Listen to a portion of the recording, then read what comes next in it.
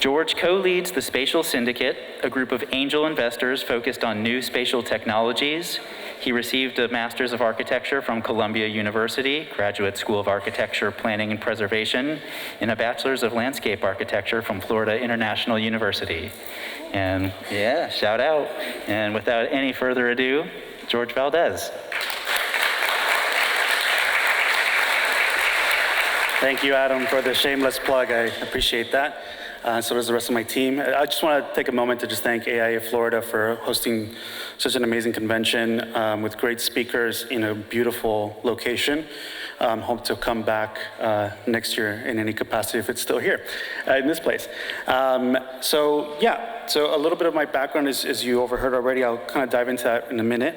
The talk is labeled, it has a lot of subtitles to this talk. So there's the one that you see in your pamphlet, there's the one that I'm going to present to you, and they're kind of a little bit different. At the end of the day, what I'm going to be talking about is culture, strategy, and technology in that order.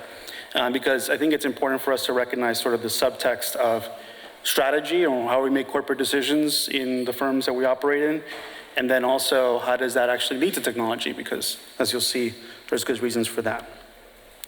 So just to give you a preview of what we're going to be talking about, so there's just a brief introduction into not just myself, but the context of the industry from a specific perspective. Strategic operations, which is, we're going to talk about strategy, corporate strategy. How do you organize your firm? How do you think about the future of your firm? We'll then talk about technology as it relates to that. So it really is downstream of how you think about the strategy of your business. We'll talk a little bit about opportunities. Some of the questions that we hear come up, that we hear often at Monograph, some of the use cases that we hear, the challenges that people are facing today. And then hopefully we have enough time for some Q&A from all you wonderful folks about what I just covered. If you're familiar with memes, this is a very well-known meme. I left it blank. I want you to fill it with whatever you think would be, what you want your, whatever strong opinion you might have already that you want someone to change your mind about. Hopefully I'm hitting the mark and changing your mind on it. At the end of the day, you'll see my own soapbox, and I'll kind of bring it back up about what my soapbox is that I would love someone to change my mind about. So the introduction. So as Adam mentioned, he went a little bit over the highlights. I just want to say a huge shout out to FIU, where I did my landscape architecture degree. I think a lot of the core of my experiences since then have been through the amazing faculty that teach there. I know Jaime Canaves was walking around here. I don't know if he's in attendance right now, but he was also one of my professors, and mad respect to him. And these are just some of the other firms I was able to work with throughout my career. The short of it is to say, I've been there, I've worked as an employee, and after kind of testing the waters of working at different types of firms, I made the jump to technology right after grad school, and have been working in technology ever since. Part because I found my true calling to be about improving the quality of life of people through technology, and in part because of some of the culture that I experienced and my friends experienced, which I think I'll be talking a little bit about today. So the other piece of this is that I also invest in the future of technology. I co-run a syndicate with other amazing folks that we look for opportunities of technology companies that are disrupting the industry in and of itself, because we think, and we actually want more architects to invest in that future so they can take ownership of it and not play passive participants. So at the end of the day, I think a lot about the workflows of the industry. So this question, if you did not see the pre-material, you might not know the answer. So if anyone wants to even be a brave soul and just shout out what they think the future of design is in one word, anybody? Anybody? Automation, okay, that's one. Anyone else? Okay, automation. I think that one is actually very close to what my answer to it would be is it's not design. I think design is actually going to figure itself out vis-a-vis a lot of things that many people in this room don't have control over. But the future of design is really going to be in operations. And it's the one thing that all of you have control over. And many of you who are firm principals today that think about the strategy of your firm on a day-to-day basis, this is where the future really is. Some of the forces that are impacting the profession, some of these may be new to you, some of them may not. Client expectations are changing, right? We always hear this refrain of clients are expecting more from us. They want things in a shorter budget, or like a smaller budget, or a shorter amount of time, things faster, right? The reality is that the consumerization of technology is pervasive, because your clients are facing tools day to day with unique user experiences that you're running up against. Whether that's like buying a car on your phone and having it delivered to you at your house, that is impacting how people think about services, right? It's all become abstracted. And not just in buying a car, right? It's also coming into the home. Companies like Skip, Block Renovation, Made Renovation are systematizing the way that home renovations are happening. Skip is an interesting one in particular because they come in, they 3D scan your home with the Matterport scan. They then have a whole Revit pipeline that takes that 3D scan and automates the selection of various layouts, all through a simple, easy-to-use user interface that lets you pick what layout you want. And you could think, well, that's just a kitchen, that's just a renovation, right? But it's the idea and the principle that then can expand to various parts of the home, which is really what's at stake, right? And that's just talking about a specific market. There are other examples of other companies that are trying to systematize larger scale operations. And it's because they approach things not from design, but from operations first. Now, that's not to say that design should be left behind. It's just to say that this is a fundamental way of thinking about things that I think architecture as a profession as a whole has ignored. And that has a lot to do with academia, has a lot to do with sort of the cultural baggage of the apprenticeship model, kind of continuously finding itself, appearing, which we'll talk a little bit about. But anyway, that's the kind of reality of what we're dealing with. The other side is project complexity. Now, one can make the argument that the reason why CD sets have gotten so thick is actually because it indexes the amount of risk at that time, at that point, right? Like if you go back and you look at the Yale School of Architecture CD set, it's about 30 to 50 pages. And so if we think about what does a CD set represent? It represents not just increased liability, but also increased fragmentation, where you have more and more specialized services, specialized firms that are dealing with just facade systems or something else, right? That's adding to that kind of complexity. And then you have talent expectations. And I use the word talent very intentionally here. We try to get away from the word staff or anything else, because we want to recognize that people brings very specific tool sets to work in a very specific mindset, and we don't like the idea of sort of homogenizing them through some very blanketed term like staff. And their expectations are changing too, right? At a recent conference that we hosted, we interviewed AIAS leadership about how are they making decisions when they're going out into the workforce. And these are the things that came up. They have a whole new selection criteria when it comes to the firm that they're looking at. Sometimes it's not even the brand anymore. It's not how well known they are. It's not like they're gonna go apply to OMA because they had the book at their desk at some point. They're gonna ask questions about their culture. And that doesn't mean that whether they have ping pong tables, that actually means how do you encourage your staff to grow? They're savvy. I mean, the students that are coming out now are incredibly savvy. Again, also because of this idea that they have so much access to new levels of information than they had before. They want to know about leadership. Who's a leader? Do I see myself reflected as a leader? Do I see an opportunity for myself to become a leader? Ownership. Do they have any stake in it doesn't necessarily mean ESOPs or anything like that. It just means do they have autonomy? Can they really support and make decisions and feel like their voice is heard? Technology and flexibility of work is also a huge thematic. And this might go over people's heads, this reference, but on the left-hand side, you're seeing a pretty charged conversation that happened at SciArc, one of the universities in California, that hit social media insanely, right? It was incredibly contentious amongst younger folks, just any kind of firm leader because the whole conversation was titled how to work at a firm or something like that. And it was a very, let's just say, kind of outdated perspective on how people should work, which meant sort of some of the things I'll talk about in a minute, but culturally it just hit like shit in a fan. Pardon the French. And versus Leah Bayer, who was brought up in Evelyn Lee's talk earlier today, where super transparent, not opaque about her business. She lets her staff see the financials of the business. She's super open on LinkedIn about the salary expectations for every single employee by rank. The difference here, when she posted a job opening for a junior level position, she received, and it was remote first, because her whole firm is remote across the US. She received 300 applicants.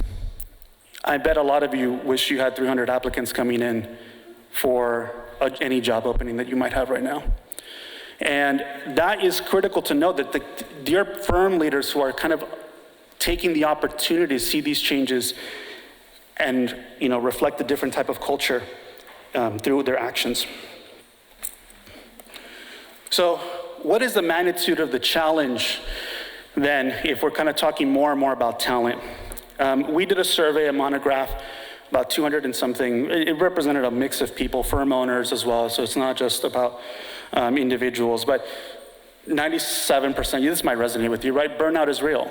It's kind of, we joke about it, there are memes about it, there are all sorts of inside jokes about the burnout culture within architecture. And last year, especially through COVID, I'm sure many of you felt this pain yourself, personally. And that's the reality as well that we have to contend with. When we interviewed them, well, what do you think is the cause of this? It actually had a lot to do with inefficient workflows, which we underscore because a lot of these other things like working overtime or overload are, let's say, a lagging indicator. They come sort of downstream of these type of inefficiencies. The other one that it's actually important to highlight here would be unrealistic expectations, which again, it's like how this requires an operational mindset of working on the business that's, I think, really, really critical. So there's actually an equation for burnout. We came up with it, or I came up with it.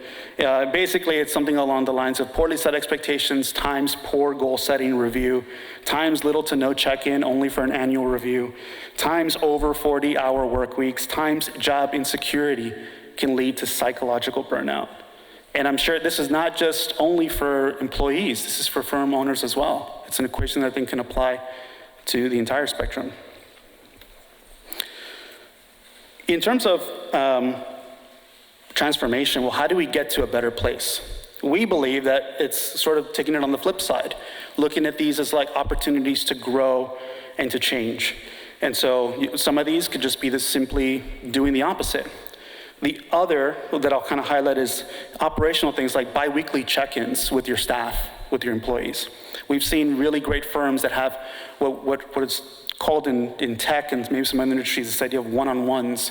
You grab a 30-minute bite to eat with somebody. They own the agenda of that conversation. They tell you what they're feeling. They tell you it's their time to express how they feel about the firm, about leadership, about anything, and it's a safe space for them to have that check-in. It's not an annual review to give feedback. You should be giving feedback sort of on a regular cadence because that improves your firm maximally. And then building pipeline, obviously, right? Trying to get more work is a way we can deal with job insecurity. I'm not saying this is easy. By no means I want to make this, hey, you just do this and you'll be done. It takes work, but I think it's the kind of work that everyone is sort of asking for or looking for. Things that we've been told by talented individuals is that they want to move away from, from opaque information, from a pay your dues culture, where just because of, how recent you came out of school, there's sort of this expectation that you don't know enough about something, or you might not be passionate enough to learn it in a matter of months. Lack of autonomy, lack of operational improvement, lack of feedback. They're looking for transparency. They want to be invested in the future of the firm. They want to know how to make better decisions with the money of the firm, but they need to be given that ability to help and learn quickly. The best thing you could do as a firm owner is have your entire staff feel like they're firm owners. even if it's not technically, but it's through that kind of like active autonomy, active decision making they want. They want ownership and trust. They want operational efficiency and continuous feedback, as we mentioned. So what we believe, these are some just like high level themes that we think can make these kind of improvements, and we'll talk a little bit about them in different ways throughout this talk. But moving away from implicit to explicit direction. It's not that you need to just expect that people are gonna know what you think, right? You don't do that when you're doing CDs. You don't do that when you put a spec book together. Think of how you run your firm, or do you have a spec book that outlines how you talk to each other? At Monograph, we have this manual of me that we share to every incoming employee. My own tells you how I like to work, tells you how I make decisions, so that your ramp up time from starting out to like actually getting to work with me at a very high productive level has been shrinking, because it's not guesswork anymore. It's not like, oh, I don't know if George is gonna like me emailing him this. It says like, I don't read my email when it comes from team members. I only look at Slack, right? It's that kind of thing that we've also adopted from the tech community, which is always thinking about how it works. Rituals and norms for process iteration. What's your cadence, which we'll talk a little bit further. It can also be goal setting. Do you have goals that you set in place? Does everyone on your team know what those goals are? And again, do you have this kind of ritual of monthly one-on-ones? Autonomy and workflow bottlenecks. Viewing non-billable time as leverage, as an investment in the firm, as opposed to an overhead, I think is a critical change in language that helps firms take more command over that as an input. Some of these other are pretty self-explanatory. Okay, so where do we start? Well, I think the first thing is to change the mindset by committing to change. Evelyn talked about this in her presentation. Change is a constant. You either embrace it or you get rolled over by it. And I think as an industry, we need to move away from passive reactions towards how things are happening to us, and really become more active participants. And committing to change is about as critical. Just committing to change and taking actions on that will change your culture, because everyone then will feel like they're along for the ride. Another takeaway, which might be controversial, is that there's too much focus on billable time. And obviously, I think it's, at the core, for our perspective, time is an internal metric. It's actually not an external metric, but we won't talk too much about fees or anything like that. It's just like, as an operational mindset, how do we look at unbillable time in a productive way? So what does it all have to do with technology? You came here for a talk about technology, and I'm talking about like burnout and stuff like that. Well, we think it's like actually pretty fundamental, because technology is only a tool. It's strategy of how you want to run the firm, why you want to run the firm, that actually provides the purpose for technology, right? And I think a lot of you would agree that you'll use a different tool for the right purpose, right? You'll use Revit for certain things, you might use Rhino for certain things, or what have you. I think that level of specificity should also happen in how you look at your business. So, strategic operations. Let's dive a little bit more into strategy. There's like 6 dimensions of operations that we'll talk about. Strategy, objectives, initiatives, cadences, talent development, and continuous improvement. For strategy, it really is about, why are we here? What are the mission, vision, and values that your organization has? And then one level deeper, looking at this kind of a diagram that borrowed from Marjan Pearson from Talent Star. I'm not sure if you know of her, but she's an amazing person and incredible expert when it comes to business transformation. You can think of these as a kind of 4 pillars. There's the strategy component, there's markets, right? Who are you going after as for your clientele? There's organization. Who do we need in order to actually make this happen? There's process. How are we going to actually do this? And then strategy is sort of the thing that points the direction to these other 2 things, or these other 4 things. Another way of looking at it too is by kind of segmenting the overlaps of these different things. So in this kind of 2x2, you see that portfolio strategy is something you should think about. Like, we're gonna go enter the hospitality market. What does that look like? How do we need to do that? What do we need to set ourselves up? Do we have the right mix for our portfolio? Practice strategy. How are we organized in terms of our processes? Do we have an internal HR, an external HR? Biz dev strategy would be, you might get the idea with these words. Oftentimes you see the breakdown happen where a good sweet spot is to focus a lot of time on bringing in work.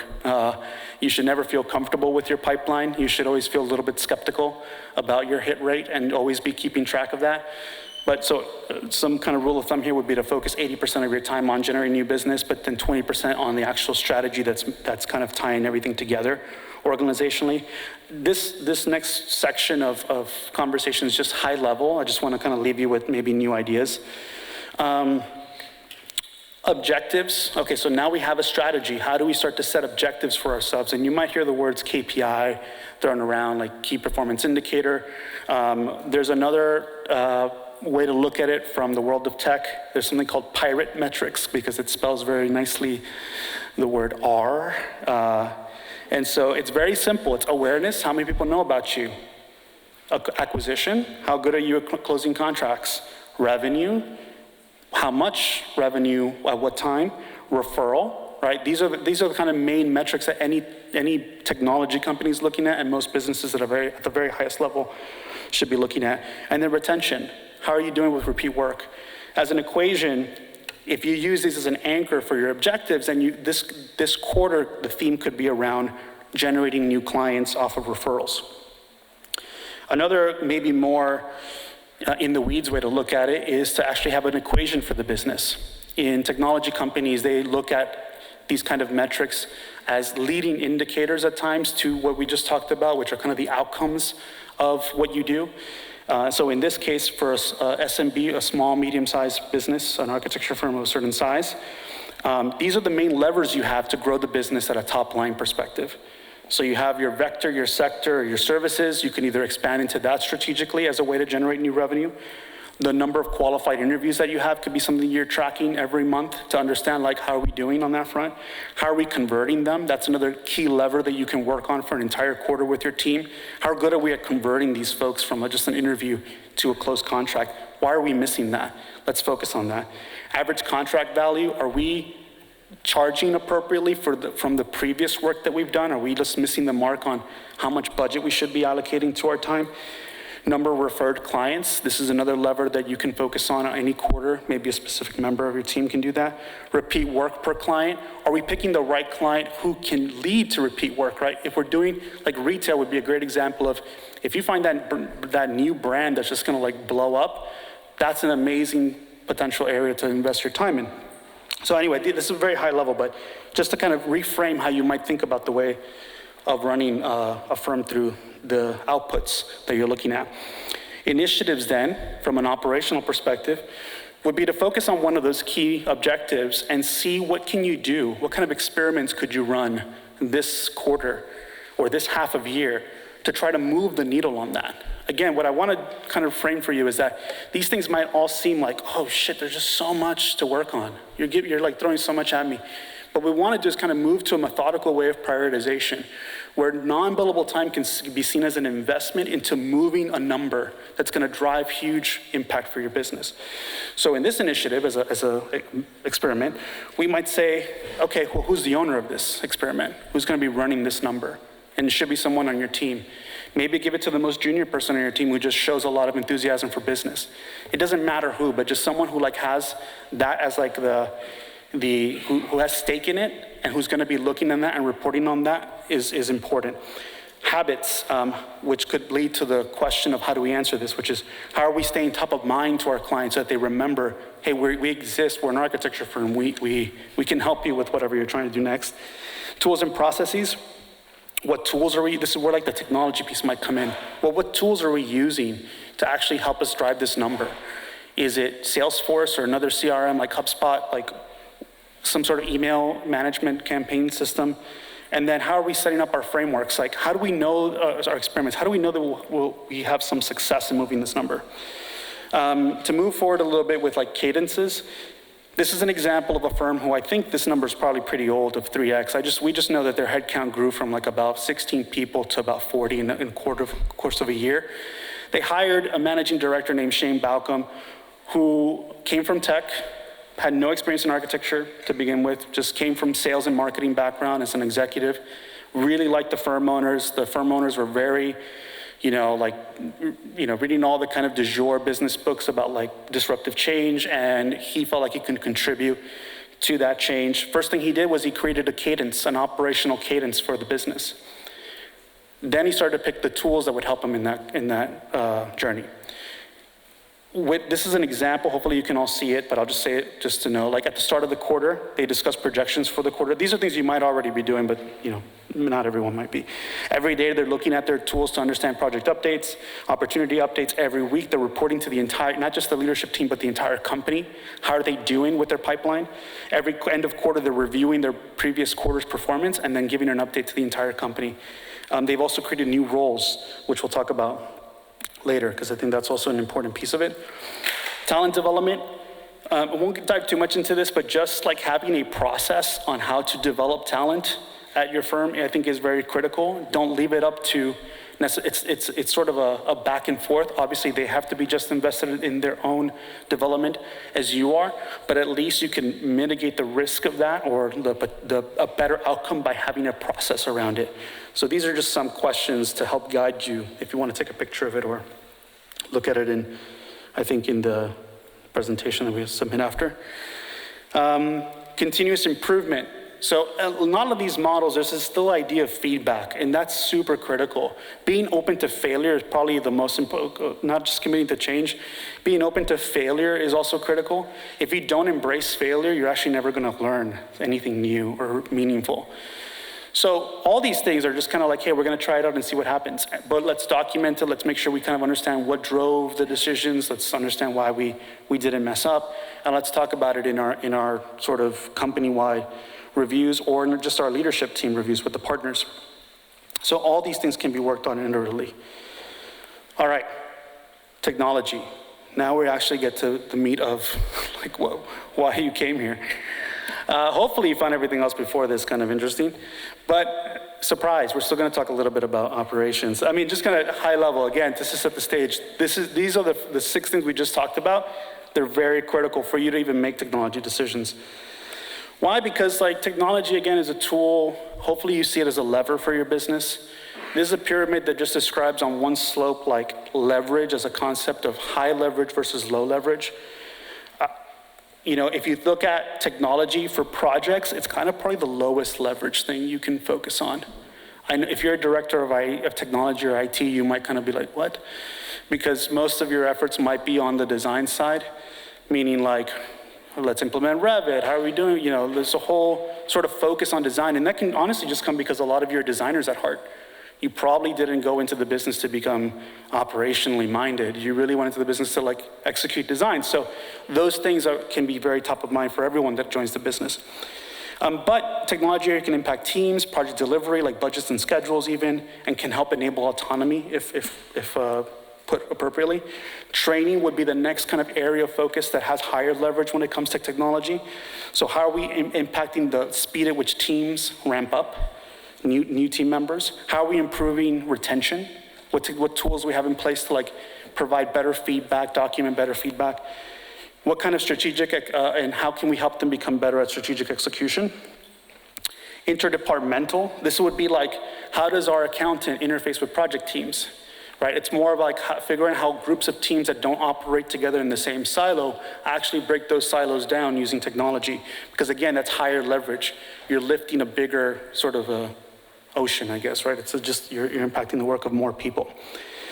Firm-wide insights would be the most high leverage thing you can work on because ultimately it changes the direction of the practice, right? The insights you get into how you're working could actually change what you decide to work on, which has downstream implications all the way through projects.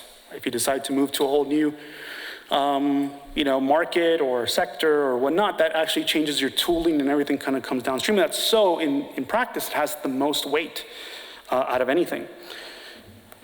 And then, that said, as a pyramid, it still has a feedback loop part of it. There could be a new tool that's a new employee who has experience, like let's say in 3D printing or robotics or something else, whatever, right? The next hot thing that's coming out that's gonna change the industry, that person might bring in fresh ideas that you wanna capitalize because it could change the direction of your firm. And so, it's just like, don't let it just kind of be from this perspective of like top down. it is also bottoms up. Like your team is also impacting your direction through the feedback they give you. On the right-hand side, these are just some examples. A lot of them probably very unknown within architecture, but some that we use at Monograph, like Lattice, which is our HR platform. It's really great to centralize notes on our one-on-one meetings. We use it to do company-wide reviews, surveys with everybody in the team to understand how are we doing as managers. It's just constant feedback is very critical for us.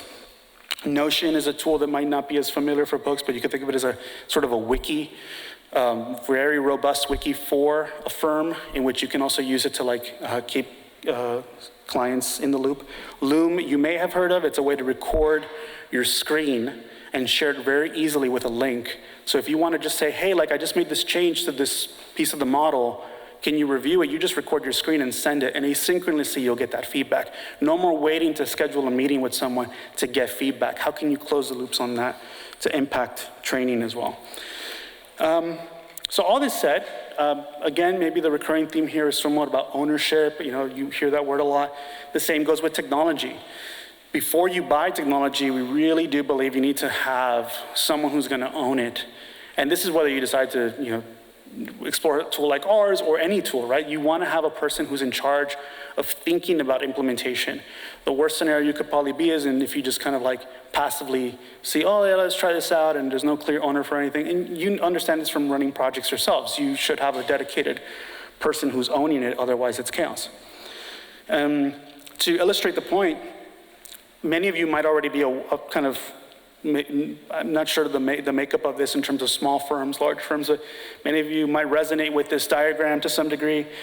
Hopefully it's a little explanatory, but the kind of bottleneck that we're trying to illustrate here is that as a founder or early partner at a firm, or just the main partner at a firm, you might be working with outsourced accountants, right? A lot of your time might be spent there, or outsourced IT or outsourced consultants in general.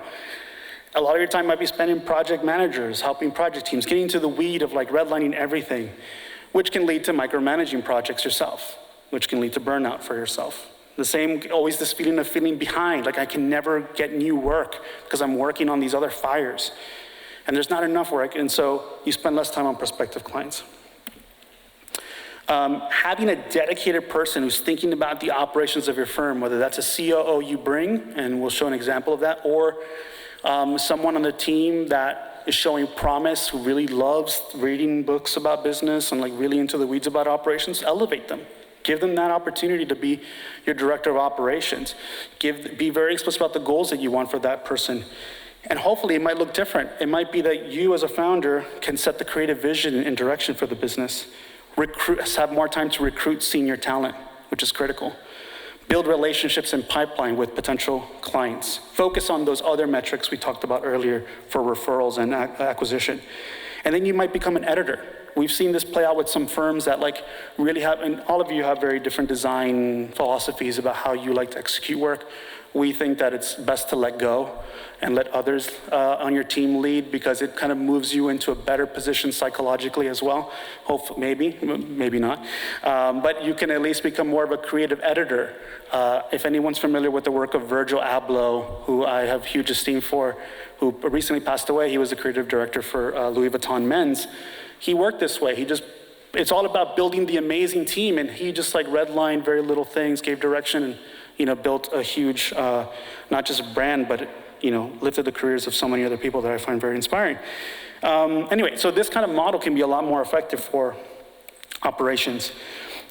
There's also something that's already happening. So this is not just me saying new things. We have been talking to a lot of firm owners. I myself run a podcast called Best Practice Fireside Chats, where I interview firm leaders. Next week, I'll be interviewing two of the partners at Cook Fox in New York. They recently did a project in Tampa. I've interviewed, at various different scales, different folks, and you get this interesting thing of this operational role emerging at the layer of design. Maybe not at the layer of the entire business, but definitely at the layer of design, where you see it play out, and they're just focused on helping team members understand the financial repercussions of what they're doing. I think this is also a pretty critical point. How are you giving visibility, not just to how are you helping them design better, but also with project budgets and financials into account? How are you improving the client experience? So they're kind of really thinking at that level of how these teams are improving even things like QA, QC. This is an example of one of our customers, HGG. Don't let the amazing glasses and the shirt fool you. He is the COO of the firm, and they've been able to operate about 60 projects with only a team of 13 people. And a lot of it, his things is just about like having more time for QA/QC has been instrumental for them culturally too. Like they feel it in their work. All right, opportunities then. So everything I just described was more about frameworks, just like how to think about technology. I'm not saying like, because there's so many tools out there, we could spend a whole thing just talking about nitty-gritty like technology landscape, but without actually having a framework in place, it's kind of just like all noise, in our opinion. So opportunities. What I'll just go around is just a couple of use cases that may or may not resonate with you, and some of like what could be potentially if, when thinking it through the lens of technology. So one question we hear often is, well, how might our teams stay on track? And we ultimately believe tools that allow you to see the financial information on top of something like a project schedule, so you always know where your budget is in relation to your project, is really critical. And also being able to see that in a very clear way and very easy to understand. How might teams manage projects better? Again, having access to financial information for PMs to just be able to see like, hey, this client hasn't paid our invoice, hasn't paid the last 2 invoices. Should we slow down? And why I'm saying PM and not maybe like accountant, we'll talk about in a second. And that second is now. How might we unblock revenue? So this is a very common thing that happens, and it illustrates this point of like when you think from an operational mindset, you start to use the word bottlenecks a lot when you talk to your team. Where are the bottlenecks in what we're doing? Where is that chokehold where like if we moved it somewhere else, it would actually unlock efficiency for us? Whether or not that has to do with any tool, right? It's just like, that's again a framework, a way to think about it. So this might resonate with some folks. You might have a finance team or an in-house accountant or an external accountant that's trying to do project accounting for you. And what happens when you're trying to invoice is that person is the chokehold, they're the bottleneck. So they're gonna ask every single project member or project manager, hey, like, where are we at with this project? And so so you're duplicating the work of getting information from each person. What happens is that PM doesn't really feel accountability for what they're doing. They're just a router of information back to someone else who's supposed to care about it. Versus moving to a world in which your PMs are the ones who are actually creating the invoices. Now, some firms already do this. We just find it to be a more efficient way of thinking about how to do things operationally. And then what happens is that finance team member becomes more of the editor. And again, there's this like thing like, how are the best films made? It's the editing. It's like the people who actually like are setting the creative vision are just tweaking, changing, getting feedback. The work is done delegated downward to people who have closer information or who are closest to the information. And this leads to like billing faster ultimately. How might our teams save time invoicing?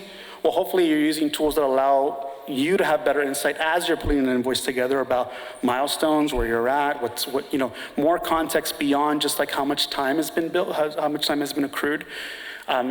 You're getting some more information that helps you become better at preparing a better invoice, but also improving the experience for your clients at the same time. How might we know what's working?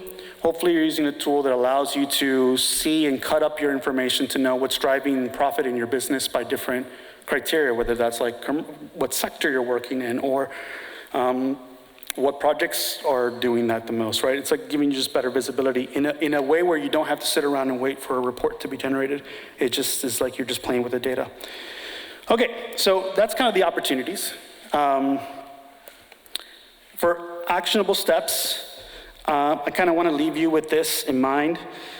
Commit to change, really. Like, I think you should embrace change, and that can mean many different things, like helping your teams embrace change, helping your teams also embrace failure as part of change, because that's super critical. Determine who in your business owns operations. That could be another partner in your firm already, if you don't already have someone who owns operations. It could be the office manager who just is like, really savvy or helpful or what, and maybe it could be someone you need to find who wants to be a partner in your firm and like actually take it to the next level. Develop your own kind of 6 dimensions of operational strategy. Maybe you can borrow this and answer those questions for yourself to see where you're going. At the very minimum, just setting up that cadence for yourself and your team to be rigorous, like timely. Outside of this, the important thing here is that it's at a layer that's different from your projects. If you let your cadence be managed by your projects' rhythms, it's a mess. Take control over your own internal processes. Don't be led by your projects. And then ultimately allow your teams to lead.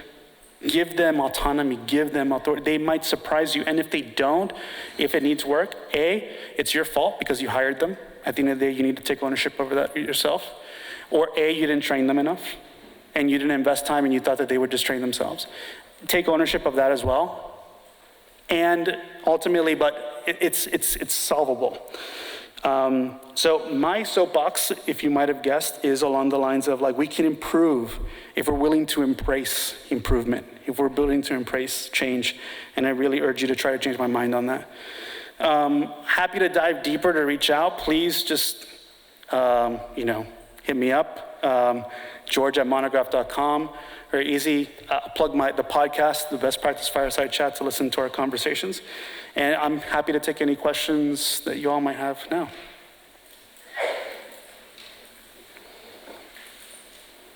Wow. No questions? What did just go over? I mean, actually, let's do this one thing. So we'll do one thing that we do at our firm, our company, which is after every leadership meeting, we rank the meeting. So every week, just to give you context, every Monday, we meet for about an hour to hour and a half. Everyone, it's a very specific format of a meeting called the L10. At the end of it, we rank the meeting. And so from a scale of 1 to 10, what did we feel about the meeting? And I just want to see a raise of hands, just for me, right? Because I want to also take action and show you how I think about these things. Just from a raise your hand, just from a 1 to 5. 1 being, change your job, you shouldn't be doing this is pretty horrible, to a 5 in which that'll make me feel good, but you don't have to, no need to do that. So just curious, from a 1 to 5, what did people feel this presentation was? Okay, cool. It's just a lot of information to absorb. Yes. Yeah.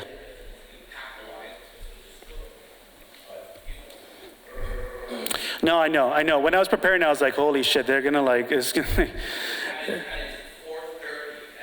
Yes. I gotta take my shot while I'm up here. I gotta take a swing, and hopefully, if anything, you can always reach out and I can send you the presentation, let it marinate at your own speed. But yeah. Here.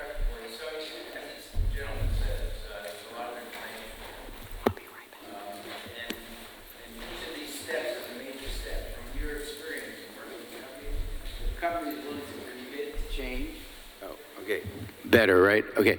So if a company is willing to commit to change, what kind of time horizon are you looking at, or zone of time horizon, for them to get through these steps? Because obviously these are some of these are long time frame steps where it takes you time to watch them implement, watch them nourish, evaluate them, kind of have a debrief on them, recycle back, get better. What's your expectation, or what's your knowledge about time frame? I think that probably the most easiest to implement is just that idea of the cadence. If there's any slide that could be implemented in a week, it's just hey, we're gonna commit to meeting every quarter about this sets of information. And it's a way to get baseline.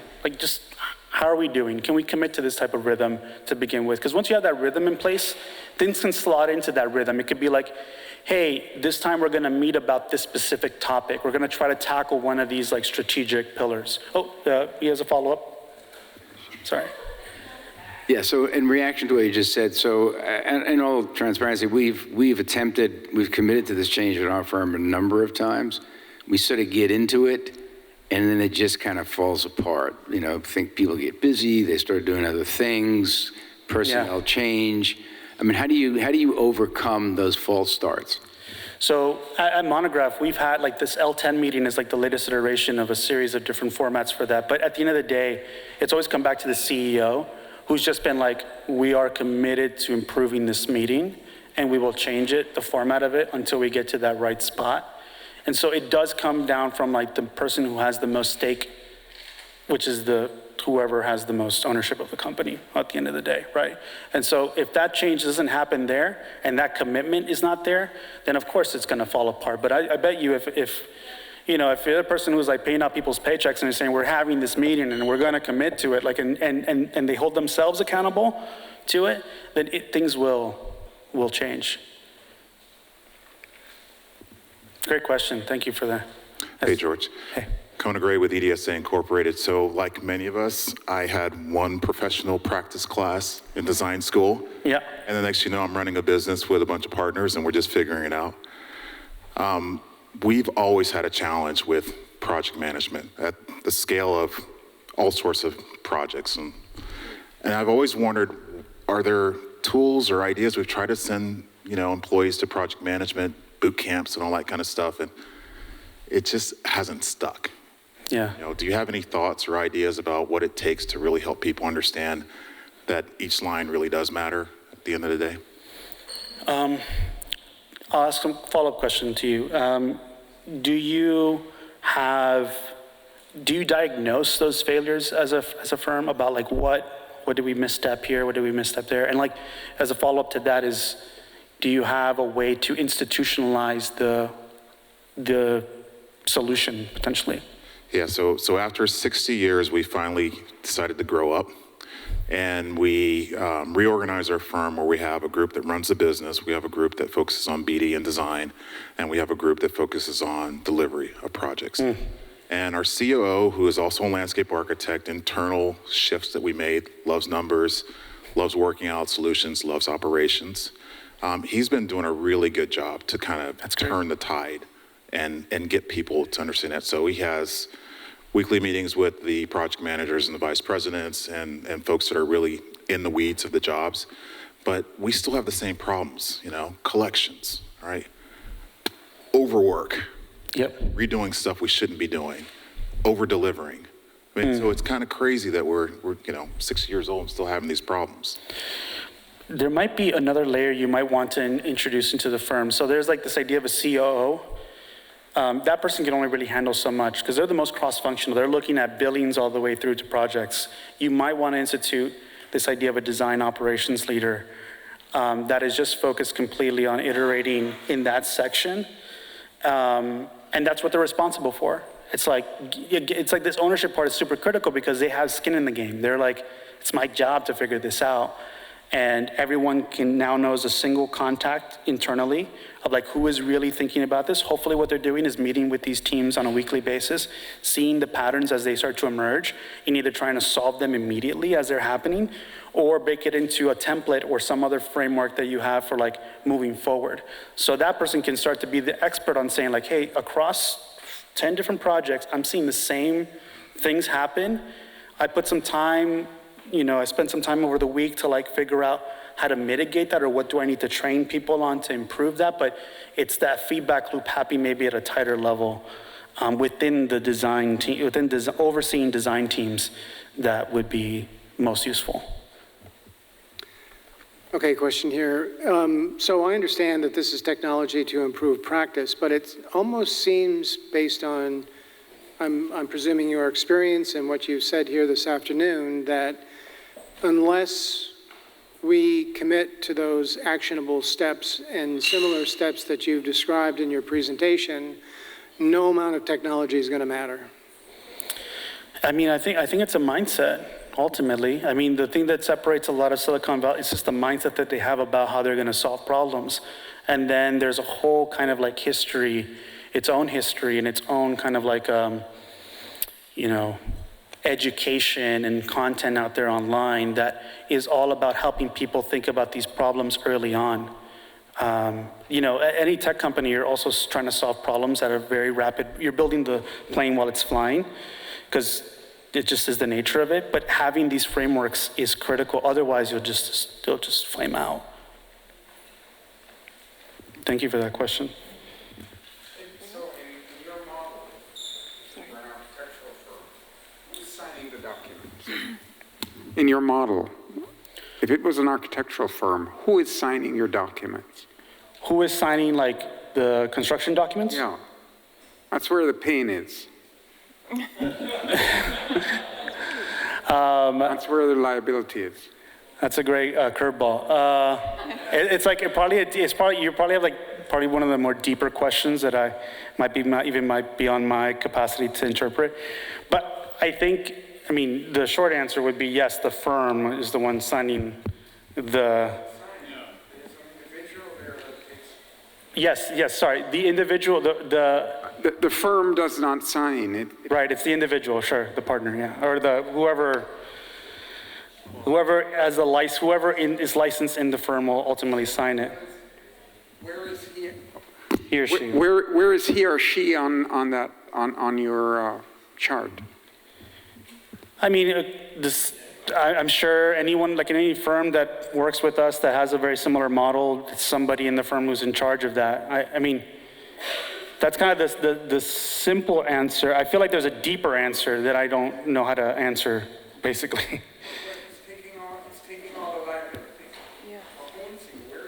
I think his question runs to that, somewhere along the line of the firm, there's somebody that is responsible for the Yes. firm, and they are liable for what the firm issues, and they sign and seal documents, basically. Right. So he's trying to figure, yes, an architect of record, there you go. Yeah. And so he's saying, where does that person fall out? I think it may have been in that last couple slides where you had the different,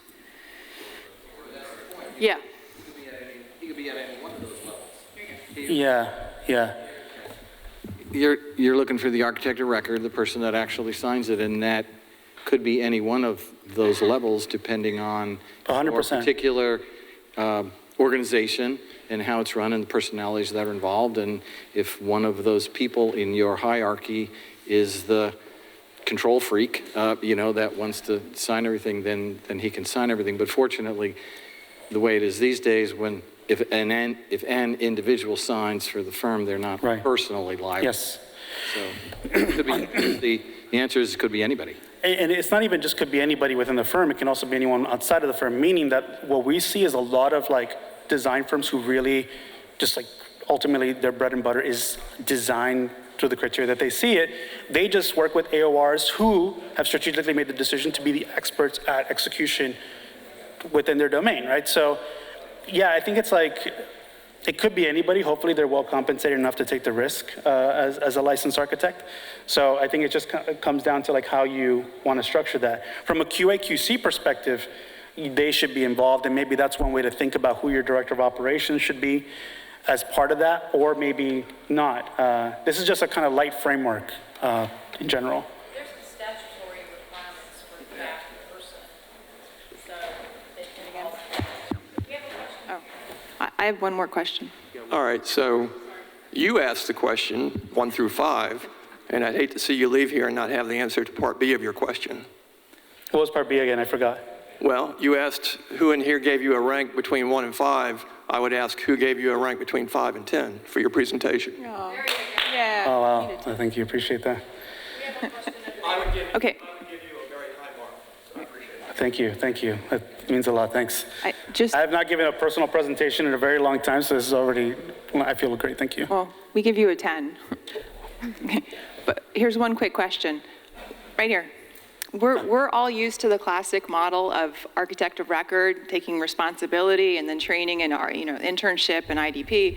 So in school, with this entirely different mindset of younger people coming into the profession, is this mindset being taught in school, this kind of Silicon Valley technological piece, or not? Where is this originating from? So I'll answer that in two different ways. One is like, there's still, the makeup of academia is still very diverse in many different ways, in the sense of like some are not as progressive when it comes to applying technology or thinking through that lens, and others are. One thing that has been interesting though is that I didn't put it up there, but I co-run a meetup or a online community called Architechies, which has over 1,500 members. A lot of these people want to get out of the industry.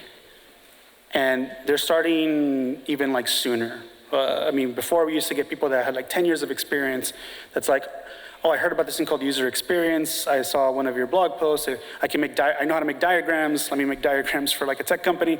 And it can kind of, that's one way where I'm seeing it. I think what is changing is that, and this is another theme that's not in this scope, but something for all of you to maybe consider, is the role of which like YouTube and things like TikTok, while it might seem like, oh, like my kids are on TikTok or whatever, actually it's a really powerful educational vehicle. Like people can learn, there's an amazing, she's Christine Williamson, Building Science Fight Club. She runs an Instagram account where all she does is have videos about super in the weeds conversations on building science. And she's educating people, has like, how many subscribers, thousands of subscribers, who are all professional architects learning, right? So there are other ways in which, other channels now where people can learn that's outside of academia, which is very promising. It also can be brought into the firm if you have someone who's really into like education. There's a lot of content that's already someone else made. You don't have to go out and make it, someone else made it. It's just about curating that collection. So to answer your question, it's kind of like two-part. One is that I see it a little bit in some universities where there's an entrepreneurial bent. I saw that a little bit at Columbia towards my way out, but definitely when, as of late, they've had like entrepreneurship as a topic there. The GSD and some other ones that I'm more familiar with. I think maybe FIU has some sort of thing about that as well. But I think it's powerful. I mean, think about it. Like if you instill an operational mindset among students, I mean, when they come out of school, they're just like, yeah, we could do anything. Like there's a sense of empowerment that they have that I think is like, we need to foster and cultivate for the next generation. I have a question here. And a lot of that you want to encourage, but the problem you run into is a lot of these young interns, they want to go out and design, volunteer and design for the public and do it as a public, but they're representatives of your firm. And if they screw up, they put your firm at risk. And so it's difficult to instill in them that they have to be careful what they design for and give away at risk, because they're also representing your firm when they're out there. And if they give away design services and they make a mistake, then your liability at policy is going to be at risk as well. And you don't want to squelch their volunteerism or their good deeds, but at the same time, you have to be very, very careful what they give away. Yeah, I mean, there's a whole another conversation probably just around like policy that would be, I'm not the person to give it, but I'm sure someone else more savvy than I am on the weeds on that front about what could we do to like change policy too, because a lot of this is like, that's another pressure that wasn't talked about there, but I have this, I have this spiel sometimes that if we stay comfortable even with our own licensure, that can be taken away.